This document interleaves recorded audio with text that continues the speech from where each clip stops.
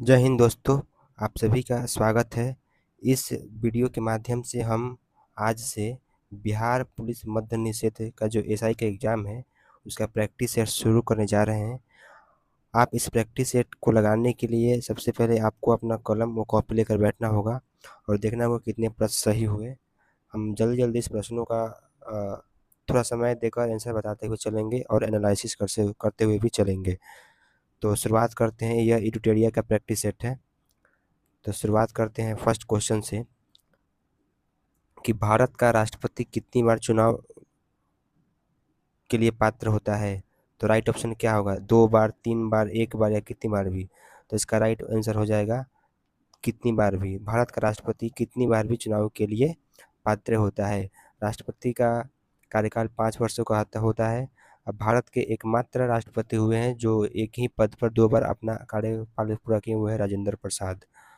ठीक है। दूसरा का क्वेश्चन, राज्य का मंत्रिपरिषद सामूहिक तौर पर किसके प्रति उत्तरदायी होता है। तो सामूहिक तौर पर विधानसभा के प्रति उत्तरदायी होता है, जबकि व्यक्तिगत तौर पर मुख्यमंत्री के प्रति उत्तरदायी होता है। तो इसका राइट ऑप्शन सी हो जाएगा। प्रश्न नंबर 3 देखते हैं। भारत में प्रांतीय स्वयं सत्ता की शुरुआत की गई थी किस अधिनियम से। तो भारत में प्रांतीय स्वायत्तता की शुरुआत की गई थी भारत सरकार अधिनियम 1935 के द्वारा। अब भारत सरकार अधिनियम 1935 के द्वारा प्रांतीय स्वयं सत्ता की स्थापना की गई थी। यह प्रांतीय स्वयं सत्ता मतलब द्वैत शासन की स्थापना की गई थी। चौथा प्रश्न देखते हैं। वर्ष 1946 में बनी अंतरिम सरकार में डॉक्टर राजेंद्र प्रसाद के पास कौन सा विभाग था। रेलवे, गृह, खाद्य या रक्षा मंत्री। तो इसका राइट ऑप्शन हो जाएगा खाद्य एवं कृषि मंत्री। वर्ष 1946 में बनी अंतरिम सरकार में डॉक्टर राजेंद्र प्रसाद के पास खाद्य मंत्री था। ठीक है। पांचवा, आप क्वेश्चन को रोक कर अपना आंसर लगाकर तब जांचें कि सही है या गलत। भारत में संसदीय ढांचे की 2 अस्थायी सदनों का नाम बताएं। या अस्थायी सदन पूछ रहा है, तो एक लोकसभा होता है और एक विधानसभा होता है। तो ये लोकसभा और Vidhan Sabha, option A will be the right answer. छठा प्रश्न देखते हैं। निम्नलिखित में से किसने दबाव समूह को विधानमंडल का तीसरा सदन माना है। तो दबाव समूह को विधानमंडल का तीसरा समूह किसने माना है। तो वो हो जाते हैं एच.एम. फार्नियर हो जाते हैं, एच.एम. फार्नियर। ठीक है। 7वां नंबर प्रश्न हो गया। संसदात्मक सरकार में कार्यपालिका अपने समस्त कार्यों तथा नीतियों के लिए उत्तरदायी होता है किसके प्रति। तो 7 का हो जाएगा सी, विधायिका के प्रति उत्तरदायी होता है। 8वां प्रश्न हो जाता है कि निम्नलिखित में कौन सा अधिकार केवल राज्यसभा को प्राप्त है। राज्यसभा को कौन कौन से अधिकार प्राप्त है। तो राज्यसभा को निम्नलिखित में कौन सा अधिकार केवल राज्यसभा को प्राप्त है। तो राष्ट्रपति के विरुद्ध महाभियोग प्रारंभ करना, नई अखिल भारतीय सभाओं को निर्मित करने की संस्तुति करना, उपराष्ट्रपति पद को प्रच्युत करना या भारतीय राज्यों की सीमाओं में परिवर्तन करना। तो कौन सा अधिकार प्राप्त है। तो इसका हो जाएगा बी, नई अखिल भारतीय सेवाओं को निर्मित करने की संस्तुति करना, यह अधिकार प्राप्त है। क्वेश्चन नंबर 9 देखते हैं।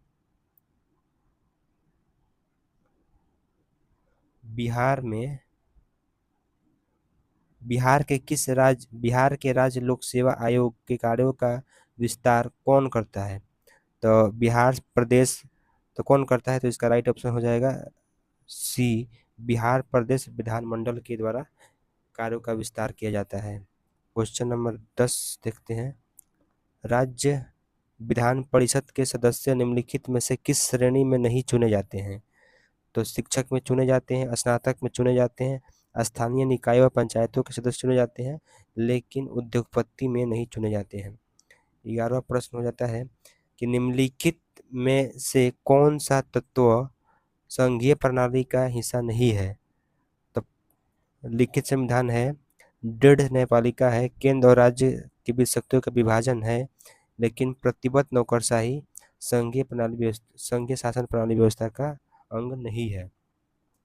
क्वेश्चन नंबर 8वां हम देखते हैं। राष्ट्रीय खेल दिवस किस दिन को मनाया जाता है? तो राष्ट्रीय खेल दिवस 29 अगस्त को मनाया जाता है, मेजर ध्यानचंद्र जी के जन्म दिवस के अवसर पर। ठीक है। रुक्मणी देवी अरुंडेल्य का संबंध किस शास्त्रीय नृत्य से संबंधित है? तो रुक्मणी देवी का संबंध भारतनाट्यम से संबंधित है। भारत में रुकना मना है, यानी रुकना मतलब रुक्मणी देवी अरुंडेल्य भारतनाट्यम से संबंधित है। क्वेश्चन नंबर 14, जीवाणु प्रौद्योगिकी संस्थान कहाँ स्थित है? तो जीवाणु प्रौद्योगिकी संस्थान चंडीगढ़ में स्थित है। और आप दो चार और भी याद कर लीजिए। राष्ट्रीय समुद्री विज्ञान संस्थान पणजी में स्थित है। राष्ट्रीय समुद्री विज्ञान संस्थान पणजी में स्थित है। जीवाणु प्रौद्योगिकी संस्थान तो चंडीगढ़ में स्थित है। और प्लाज्मा अनुसंधान संस्थान गांधीनगर में स्थित है। प्लाज्मा अनुसंधान संस्थान गांधीनगर में स्थित है। अब भारतीय मौसम वेधशाला पुणे में स्थित है। इसका राइट ऑप्शन हो जाएगा सी। 15 नंबर प्रश्न देखते हैं। अंतर्राष्ट्रीय समुद्री संगठन का मुख्यालय कहाँ है? तो अंतर्राष्ट्रीय समुद्री संगठन का मुख्यालय लंदन में है। ठीक है। 16 नंबर देखते हैं। निम्नलिखित में से कौन सा संगठन वैश्विक आतंकवाद सूचकांक जारी करता है? तो इसका आईईपी हो जाएगा। आईईपी बोले तो institute of economics and peace. Institute of economics and peace. Institute of IEP institute of economics and peace जो है आतंकवाद सूचकांक जारी करता है। 17वां नंबर सवाल देखते हैं। भारत के प्रथम मुख्य न्यायाधीश कौन थे? तो भारत के प्रथम मुख्य न्यायाधीश थे, एक मिनट, ये वाला प्रश्न। तो भारत के प्रथम मुख्य न्यायाधीश कौन थे? Justice Hiralal J Kania. Option number D will be the right option. ठीक है। 18 नंबर, निम्न में राजर्षि नाम से किसे जाना जाता है? तो राजर्षि नाम से जाना जाता है पुरुषोत्तम दास टंडन को जाना जाता है। 19वां नंबर, विश्व बैंक का मुख्यालय कहाँ स्थित है? तो विश्व बैंक का मुख्यालय वाशिंगटन डीसी में स्थित है। 20वां नंबर, निम्न में से जैन धर्म के बारे में कौन सा कथन असत्य है? तो जैन धर्म के बारे में कौन सा कथन असत्य है? तो ऑप्शन ए, जैन धर्म में ईश्वर की मान्यता नहीं थी। 21 नंबर सवाल, भारतीय रंगमंच में यौनिका जिसको पर्दा कहा जाता है का शुभारंभ किसने किया था? तो ये यूनानियों ने किया था, यूनानियों ने किया था। ठीक है। 22 नंबर, अजंता के चित्रकारी में क्या निरूपित किया गया है? तो जातक निरूपित किया गया है। अजंता के चित्रकारी में जातक निरूपित किया गया है। 23 नंबर सवाल देखते हैं। 23 नंबर क्वेश्चन देखते हैं। एलोरा में कैलाशनाथ मंदिर का निर्माण किसके द्वारा करवाया गया था? तो एलोरा में कैलाशनाथ मंदिर का निर्माण राष्ट्रकूट के द्वारा कराया गया था। राष्ट्रकूट के संस्थापक कौन है? कमेंट में कमेंट करें। तो चलो बता देते हैं। तो राष्ट्रकूट के संस्थापक है दंती दुर्ग। राष्ट्रकूट वंश के संस्थापक दंती दुर्ग है। 24 नंबर, मराठा राज्य का दूसरा संस्थापक किसे माना जाता है? तो मराठा राज्य का दूसरा संस्थापक माना जाता है बालाजी विश्वनाथ को माना जाता है। क्वेश्चन नंबर 25 देखते हैं। निम्नलिखित दिल्ली के सुल्तानों में से किसने उत्तर भारत में कई शहरों की स्थापना किया था? किसने किया था? तो ये है फिरोज शाह तुगलक। उत्तर भारत में कई शहरों की स्थापना किया था। 26 नंबर सवाल देखते हैं कि निम्नलिखित में से किसने बीदर में मदरसे का निर्माण करवाया था? तो बीदर में मदरसे का निर्माण करवाया था महमूद गौवा ने मदरसे का निर्माण करवाया था। 27 नंबर देखते हैं। 27 नंबर सवाल देखते हैं कि शेरशाह ने अपना अंतिम सैन्य अभियान किस राजा के खिलाफ लड़ा था? तो अंतिम सैन्य अभ्यास उसने शेरशाह के द्वारा कलिंजर में लड़ा गया था। कलिंजर में 1554 ईस्वी में कलिंजर में लड़ा गया था। ठीक है। निम्नलिखित क्वेश्चन नंबर 28 को देखते हैं। क्वेश्चन नंबर 28 को देखते हैं कि निम्नलिखित कथनों में कौन सा कथन असत्य है, गलत कौन सा कथन है? तो सी राजगोपालाचारी स्वतंत्र भारत के पहले भारतीय गवर्नर जनरल थे, ये बात सही है। कैनिंग भारत का प्रथम वायसराय था, क्या ये सही है? तो ये भी सही है। विलियम बेंटिक भारत का प्रथम गवर्नर जनरल था, ये भी सही है।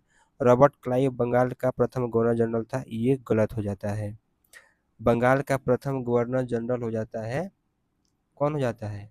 तो बंगाल का प्रथम गवर्नर जनरल कैनिंग हो जाता है, कैनिंग। तो ऑप्शन 28 का डी हो जाएगा right answer. Option question number 29, सांप्रदायिक निर्वाचन क्षेत्रों की पद्धति की शुरुआत भारत में किस अधिनियम के द्वारा किया गया था? तो इसका राइट ऑप्शन हो जाएगा सी, 1909 के मार्लो मिंटो सुधार। अब क्वेश्चन नंबर 30 को देखते हैं कि निम्न में से किसने अखिल भारतीय दलित वर्ग महासंघ की स्थापना 1920 में किया था? तो यह आसान सवाल है, डॉक्टर भीमराव अंबेडकर ने किया था।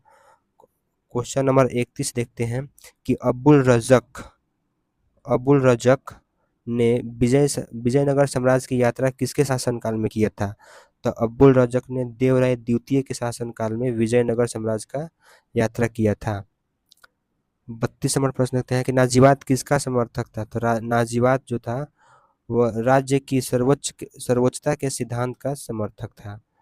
क्वेश्चन नंबर 33 देखते हैं कि निम्नलिखित में से कौन यूटोपिया नामक पुस्तक के लेखक हैं? यूटोपिया नामक पुस्तक किसने लिखा था? तो थॉमस मोरे के द्वारा लिखा गया था। क्वेश्चन नंबर 34 देखते हैं कि अशोक ने विभिन्न विभिन्न स्थानों पर जाकर लोगों को शिक्षा देने के लिए अधिकारियों की नियुक्ति किया। उन अधिकारियों को किस नाम से जाना जाता है? तो जो अधिकारी शिक्षा देने का काम करते थे उनको धम्म महामात्र के नाम से जाना जाता है, धम्म महामात्र के नाम से जाना जाता है। क्वेश्चन नंबर 35, Mg2+ आयन में इलेक्ट्रॉनिक विन्यास क्या होगा? तो इसका देखिए हम बताता है। तो चूंकि मैग्नीशियम का परमाणु संख्या 12 होता है, परमाणु संख्या को ए से दर्शाया जाता है, एटॉमिक नंबर को, ठीक, परमाणु संख्या को ए से दर्शाया जाता है, परमाणु द्रव्यमान को जेड से दर्शाया। तो परमाणु संख्या बराबर इलेक्ट्रॉन की संख्या होता है, तो इलेक्ट्रॉन भी 12 हो जाएंगे, लेकिन +2 आयन जो है बाहर निकलता है, तो इसको 2 घटाएंगे तो 10 आ जाएगा। अब इलेक्ट्रॉनिक विन्यास का सूत्र, अब मैग्नीशियम के पास 10 इलेक्ट्रॉन है, इलेक्ट्रॉनिक विन्यास का सूत्र जो होता है पहले कक्षा में 2, 8, 18, 32, 64 ये सब पढ़े होंगे। तो 10 हमको निकालना था, तो 2 और 8, तो 2 और 8 is the right option. Question number 36 देखते हैं। क्वेश्चन नंबर 36, प्रश्न 36 को कि किसी वस्तु के रेखीय संवेग में परिवर्तन की दर उस पर लगने वाले बल के समानुपाती होती है।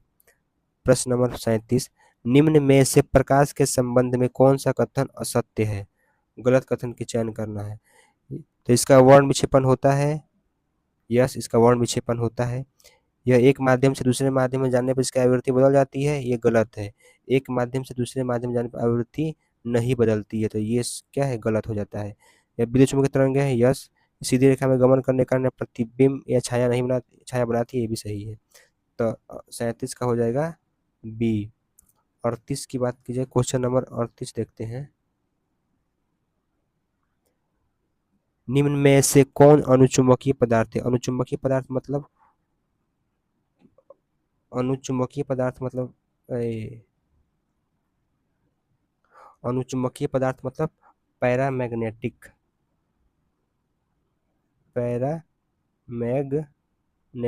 मैटर्स।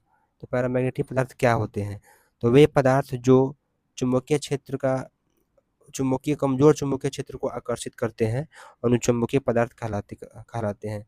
मतलब वे चुंबकीय क्षेत्र में जाने पर उतना अट्रैक्ट नहीं होते हैं, अनुचुंबकीय कहलाते हैं। इसमें कौन सा पदार्थ अनुचुंबकीय है? तो एल्यूमिनियम क्या है, अनुचुंबकीय पदार्थ है। 39 का देखते हैं, जब कोई पिंड मुक्त रूप से पृथ्वी की ओर गिरता है तो इसकी कुल ऊर्जा कैसी रहती है? मुक्त रूप से अगर पृथ्वी की ओर गिरता है तो इसकी कुल ऊर्जा अपरिवर्तित रहती है। क्वेश्चन नंबर 40 देखते हैं। क्वेश्चन नंबर 40, एक्स किरणों के विषय में कौन सा कथन सही है? एक्स किरणों के विषय में कौन सा कथन सही है?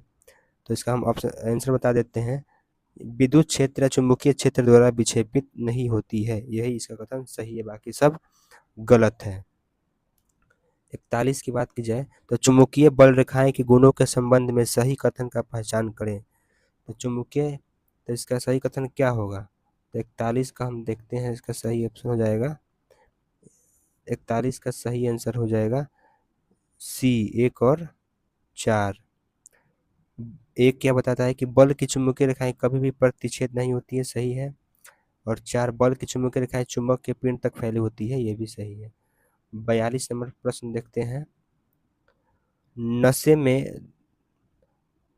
नशे में धुत होकर गाड़ी चलाने वालों के लिए श्वास विश्लेषण परीक्षण में उपयोग की जाने वाली यौगिक का नाम क्या है? जो पुलिस वो जांच करती है, जो नशे में धुत रहते हैं उनको एक माइक जैसे लगाकर जांच की जाती है, उसको उसमें किस विश्लेषण का प्रयोग किया जाता है? तो ऑप्शन नंबर ए, CK2Cr2O7। इसका रासायनिक नाम है पोटेशियम डाइक्रोमेट। पोटेशियम डाइक्रोमेट इसको कहते हैं, पोटेशियम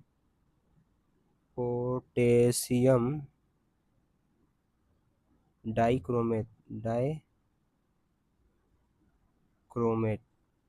पोटेशियम डाइक्रोमेट K2Cr2O7। ठीक है, 42 नंबर हो गया। अब 43 नंबर प्रश्न देखते हैं।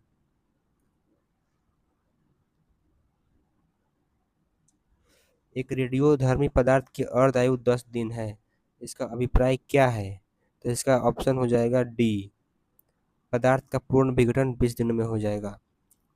क्वेश्चन नंबर 44, डाल्टन के परमाणु सिद्धांत के अनुसार निम्नलिखित में से कौन सा कथन सत्य नहीं है? तो 44 का हो जाएगा ऑप्शन नंबर डी, सभी पदार्थों के परमाणु सभी मायनों में समान होते हैं, डाल्टन के अनुसार है। क्वेश्चन नंबर 45 देखते हैं। निम्नलिखित में कौन सा कथन क्षार के विषय में सही है? तो यह क्षार जो कि कड़वा होता है और लाल लिटमस पदार्थ को नीला कर देता है, यही सही है। सूची 1 को सूची 2 से मिलान करें, ऑप्शन नंबर 46 में है। सूची 1 को 2 से मिलाना है, सूची 1 को 2 से मिलाना है, तो 46 का हो जाएगा ए, 46 का हो जाएगा ए, यानी एस्कैरिस सूत्रकृम संघ हो जाएगा। गाय हो जाएगा अदितकुंज प्रोटोजोआ। बी का हो जाएगा अरविंद पर जो मिला लीजिएगा, परजीवी का हो जाएगा प्रोटोजोआ। घरेलू मक्खी का हो जाएगा ये अर्थोपोडा, और गाय का हो जाएगा स्तनपायी वर्ग। ठीक है, 47 नंबर प्रश्न देखते हैं। किस कारण से ईथर की थोड़ी सी मात्रा भी हथेली पर ठंडक प्रदान करती है? तो हथेली पर संघनन तो नहीं, इसका कारण है वाष्पीकरण के कारण, क्योंकि हथेली पर रखते हैं यह वाष्पीकृत हो जाता है, इसे ठंड महसूस होता है। क्वेश्चन नंबर 48, मनुष्य में भोजन के पाचन की प्रक्रिया मुंह मुंह से शुरू होती है और छोटी आंत में पूर्ण हो जाती है, तो option number D is the right answer. Question number 49 देखते हैं। खाद्य श्रृंखला क्या है? खाद्य श्रृंखला क्या है? तो खाद्य श्रृंखला एक जीव से दूसरे जीव को खाद्य का हस्तांतरण करना ही खाद्य श्रृंखला कहलाता है। क्वेश्चन नंबर 50, मर्सिलिया, फर्न, हॉर्सटेल निम्नलिखित में से किस पादप समूह के उदाहरण हैं? तो ये है टेरिडोफाइटा वर्ग के उदाहरण है। ठीक है, 51 के देखते हैं। निम्नलिखित में से कौन सा लार का लाभ नहीं है? तो लार का कौन सा लाभ नहीं है? तो यह ओठों द्वारा जीवा गति को अनुकूल बनाकर बोलने में मदद करता है, ये सही है। यह मुंह तथा दांतों को साफ करता है, ये भी सही है। यह शरीर में आरबीसी की वृद्धि करता है, ये गलत हो जाएगा। यह निगलने में मदद करता है, ये भी सही है, तो इसका राइट ऑप्शन हो जाएगा सी। ठीक है, 52 प्रश्न देखते हैं। यदि माइटोकॉन्ड्रिया का काम करना बंद कर दिया जाए तो कोशिका में कौन सा कार्य नहीं हो सकेगा? तो कोशिका में भोजन का ऑक्सीकरण नहीं हो पाएगा। ठीक है, 53 नंबर देखते हैं सवाल। 53 नंबर क्या कहता है? डेसिमल से बाइनरी में संख्या का परिवर्तन करने वाले युक्ति को क्या कहते हैं? एनकोडर कहते हैं। ये याद करने वाला प्रश्न है कि डेसिमल से बाइनरी में संख्या को परिवर्तित करने वाले युक्ति को एनकोडर कहते हैं। ठीक है, प्रश्न नंबर 54 देखते हैं कि थाइमिन किस विटामिन का रासायनिक सूत्र है? तो विटामिन B1 का रासायनिक सूत्र है कौन? थाइमीन। थाइमीन विटामिन B1 का रासायनिक सूत्र है। निम्नलिखित 55 का सवाल, निम्नलिखित में से कौन एक जड़ नहीं है? कौन सा एक है जो कि जड़ नहीं है? शलजम जड़ है, गाजर जड़ है, मूली जड़ है, जबकि आलू जड़ नहीं है। 56 सवाल देखते हैं। 56 नंबर सवाल क्या कहता है? केंचुए के श्वसन के संदर्भ में कौन सा कथन सत्य है?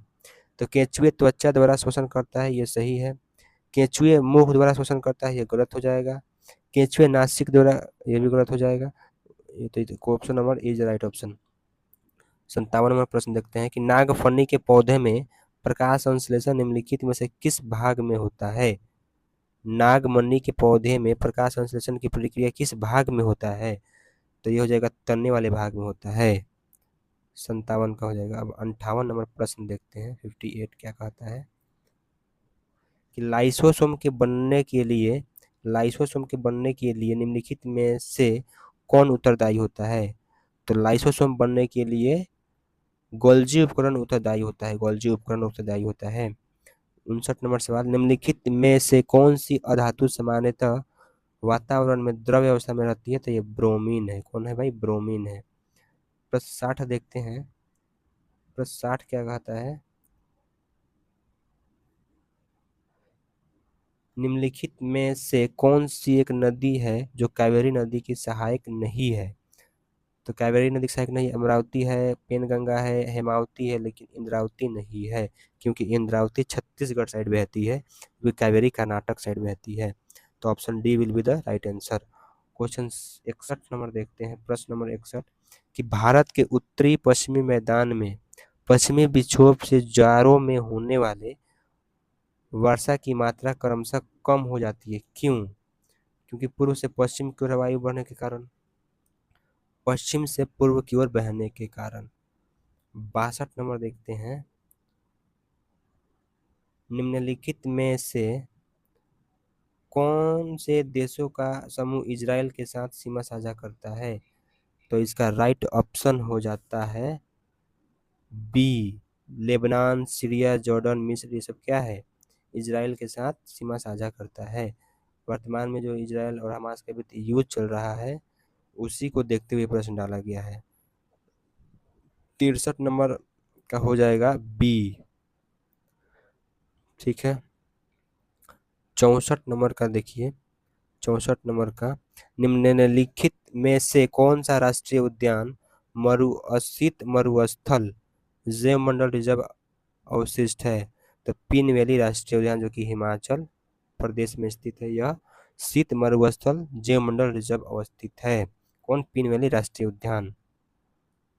65 नंबर प्रश्न देखते हैं कि जैव विविधता को अधिकतम संकट किससे है? प्राकृतिक निवास एवं वनस्पतियों का विनाश से। ठीक है। 66 नंबर प्रश्न देखते हैं कि निम्नलिखित में से कौन सा कायांत्रिक चट्टान का उदाहरण नहीं है? कायांत्रिक चट्टान का उदाहरण नहीं है, तो इसका हो जाएगा ऑप्शन नंबर डोलोमाइट। कायांत्रिक चट्टान का उदाहरण नहीं है।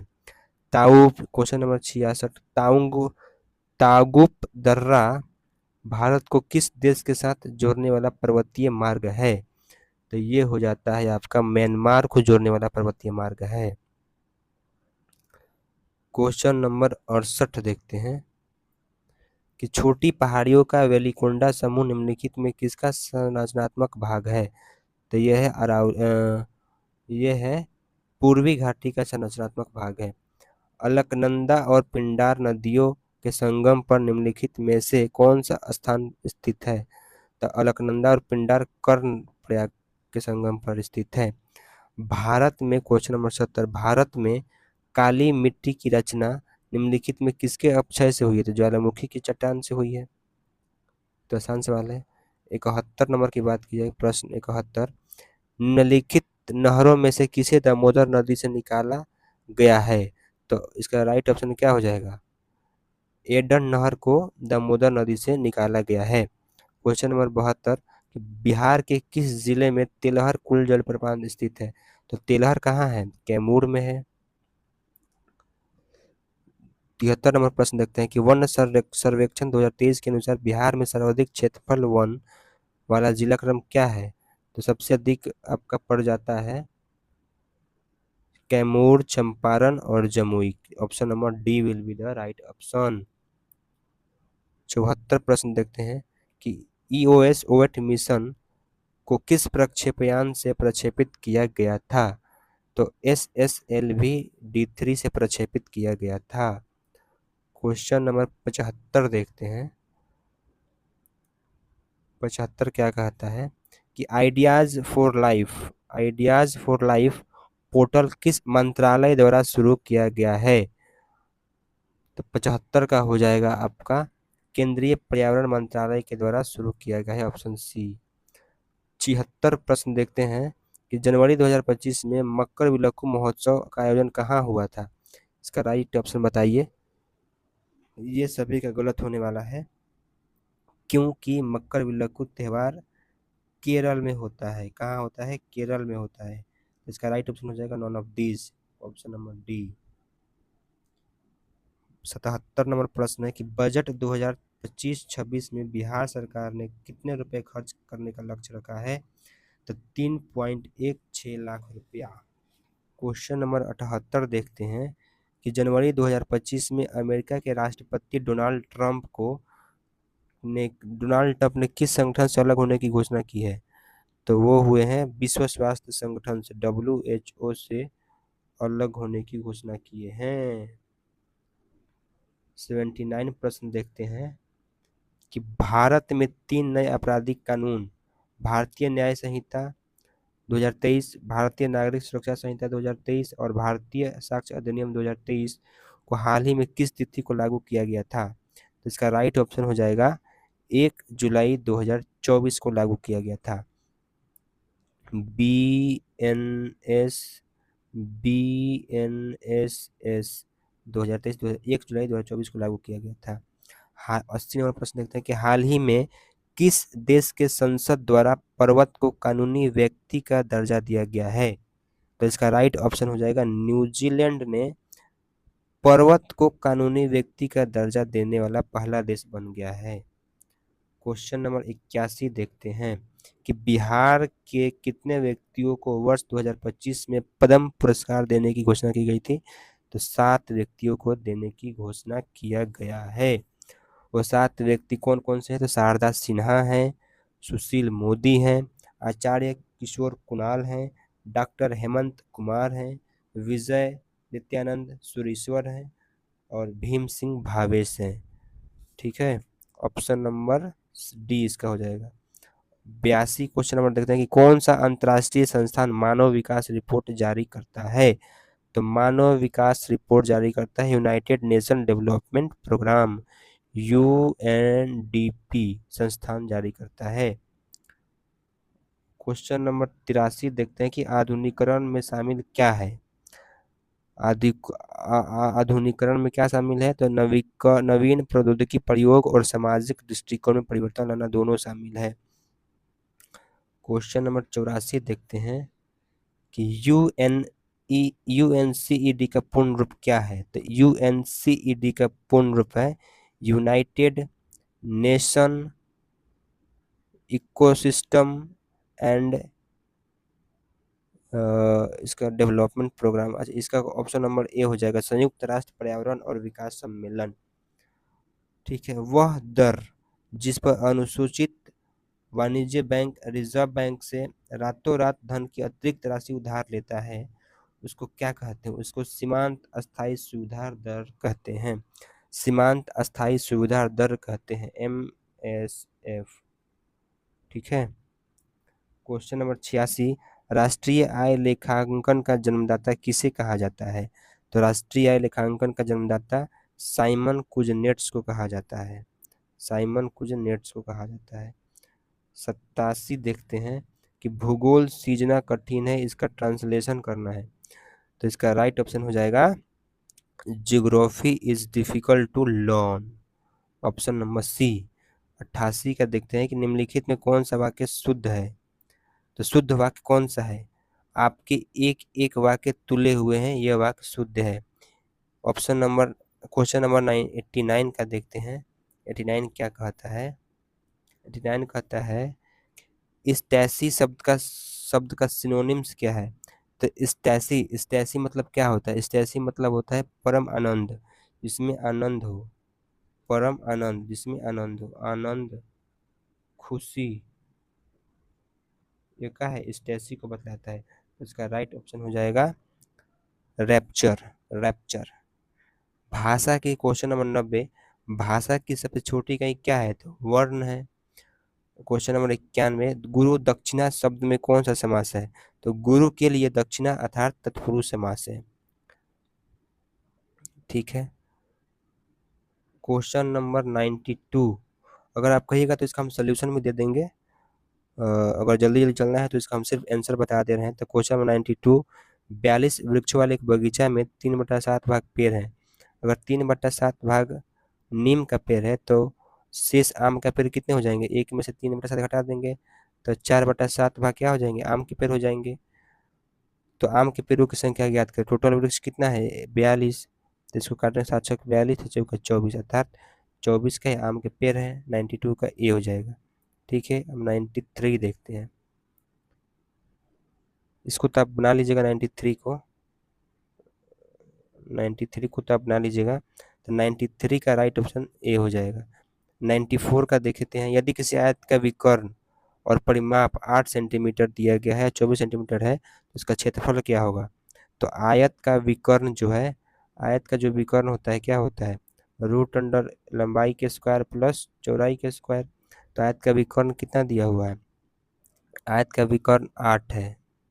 ठीक है। तो दोनों तरफ स्क्वायर करेंगे तो ये L square plus B square हो जाएगा।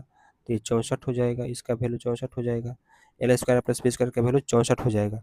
और आयत का परिमाप दिया हुआ है 2 इंटू एल प्लस बी होता है। आयत का परिमाप दिया हुआ है 24।